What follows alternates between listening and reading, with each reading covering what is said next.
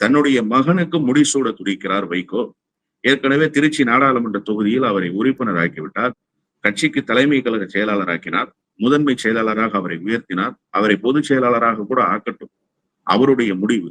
கட்சி அவருடையது என்கிற அந்த மனநிலையில் இருப்பவர் எப்போதும். அவர் சும்மா ஒப்புக்காக நிர்வாக குழு என்பார், ஒப்புக்காக செயற்குழு என்பார். எல்லா முடிவுகளையும் அவரே எடுத்து நிர்வாகிகளை முதல் நாளே அழைத்து இப்படியெல்லாம் நீங்கள் பேசுங்கள் என்று இன்ஸ்ட்ரக்ஷன் கொடுப்பார்.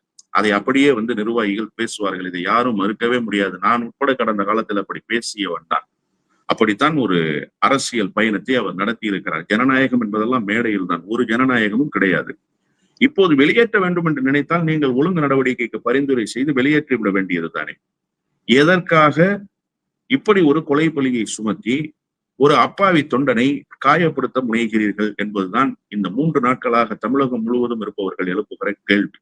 நடுநிலையாளர்கள், பத்திரிகையாளர்கள் இவ்வளவு பேரும் மல்லை சத்யாவின் பக்கம் நிற்கிறார்கள் என்பது அல்ல செய்தி. வைகோ வைக்கக்கூடிய குற்றச்சாட்டை எதிர்க்கிறார்கள்.